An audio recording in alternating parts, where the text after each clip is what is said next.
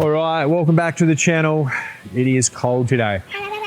Very cold. So we're moving forward with Pro Mod Frank. So we've been doing it for many months now. You're probably only just seeing the start of it. It's probably already going. That's our plan. Just so we are ahead of the game. It's going to be an all steel front, all steel rear. So it's going to be light anyway, but we'll get to fiberglass and that later on. That may be another app, and we'll use these as plugs. But for now, we just want to get him going. Mac's going to do a OEM bonnet and guards, bumper and lights. They'll all bolt in, and it will actually be a front clip. And the rear will be exactly that. It'll be a clip as well too. We'll split it in the middle here. We'll extend it where we need to because it's a lot wider than a standard Chevy Love. But yeah, we're going to try this in pretty quick and marry off stuff and get Frank going. So we do have a spare motor that will be in that slot over there, which will be our latest and greatest motor. And we're going to stretch for over 2,000 horsepower over there. And we're going to lay down a time on the radials over the 8. That's going to be pretty hard for anybody to go after, even with Camaros and billet motors. And then we'll go back to doing what we like doing, which is no prep. And we've set the car up to do both. So stick about. You're going to be able to see exactly how we're going to do it and how we've changed everything to make sure we can do both forms of racing, radial and no prep. So let's get into it. Let's get this done.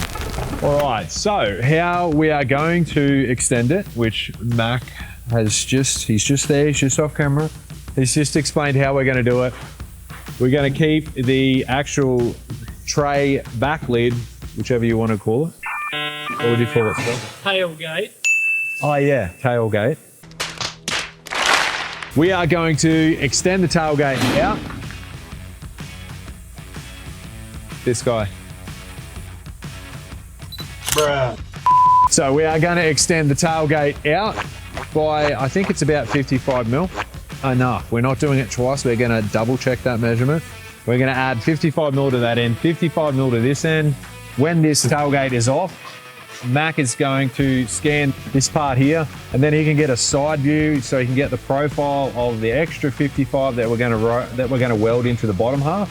We think that's going to be the quickest and easiest way to put a bit more width where we need it. Not so much for the radials. It is literally for the great big gumboots, the big tire. I don't think we'll run big tire too much, but if we do, and this thing, if it dominates at a no prep, we can enter both big tire and small tire. And budget radial. And budget radial. We're going after that too. And we'll be able to enter multiple classes and the tire fits. We are gonna, like I said in the intro, we are gonna make a plug for the back. So it will be fiberglass, but for now, just to get it racing, we are gonna go all steel, front, back, everything. Everything steel. People are gonna whinge. Relax. That it's light. And you're right, it is stupid light. So light, most Pro Mods aren't this light because obviously the steel part of their car is much, much bigger than our steel part of our car. So it is light, it's very light. So it was the one advantage in going a Land Cruiser. The cab is tiny. So that's what we're gonna do. I'm gonna hook into this, stretch this, and then Mac, while I'm working on this, Mac is actually working on the front clip and the lights and how they're being held in, the front bumper, so OEM bumper, OEM guards, OEM bonnet, and that's all being held together, but it will be a front clip so that we later on can do both. Use this as a plug and the front clip as a plug and make some fiberglass clips to make it lighter. Let's get into it.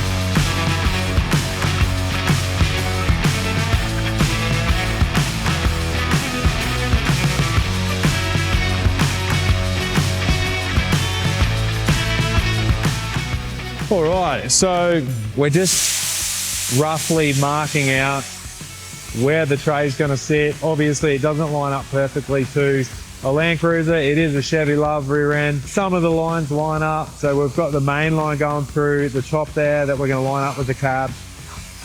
And it sort of suits where the slick is best. That's the biggest tyre we're gonna have under Frank. The rest of the tyres have a different offset, so we're not too worried about that. The radials will easily fit under there. The small tyre will easily fit under there. So 3 different tyres, 3 different widths, and 2 different offsets that we're sort of trying to accommodate for. So I'll get the other side on. Mac will come in, work his magic with the extra width that we need, folding up the plates that we need to do that with, and then I'll come back to doing that. While he's doing that, I'll go on to the steering. We've got a different alternator that we're putting in there, and the steering rack has been moved from its position because we went from a 79 series sump to a 200 series sump, just to allow for a little bit better clearance on everything. But yeah, I mean, once we get those 2 tied off pretty well, we've only got the hurdle of the front clip, and the major parts of the pain in the ass side of putting one of these together is complete. And everything else is just fit off, so get this squared away. Several days later. All right, so we've got a little bit further. We have a printed bracket currently holding the alternator in. We swapped alternators just to get more room and more charge at the same time, as we work quite close on these headers, but the plug was actually facing the headers, so swapping the alternators out definitely helped, and we get more charge out of it, like I said. So win-win in that area. It did give us more clearance on the bottom of the steering shaft as well too, so I have it mocked in there. I do have to raise these 2 joints here just to take a bit of angle out of the shaft itself by the mount here, but other than that, I've got it tacked in position temporarily to hold it where I need it, and I'm just going to build out from that point. That's sort of just going to be more looks than anything with how many mounts are there. So, but yeah, steering shaft tick. So that was a pretty big one to tick off and make sure that we could fit everything in and not move too much stuff around and still have it functional and be able to steer. So yeah, move on now to mounting that up the top, tying it off here, and then yeah, I can go into just straight bodywork really. So it's the only other thing that we've sort of been a little bit worried about, or at least has a fair bit of time involved in making sure we get it right and making sure it looks right. So yeah, we'll crack on. A lot of boring math later. It's piecing together. As you can see, it is piecing together. Still got a little bit of lining up to do at the back, Scotty. It is, but I'd say once we get everything lined up and we get the plug made, it's pretty much, I reckon, smooth sailing from this point. Like, we were gonna go with the steel option like this, as you see it, and just mount a steel option on there.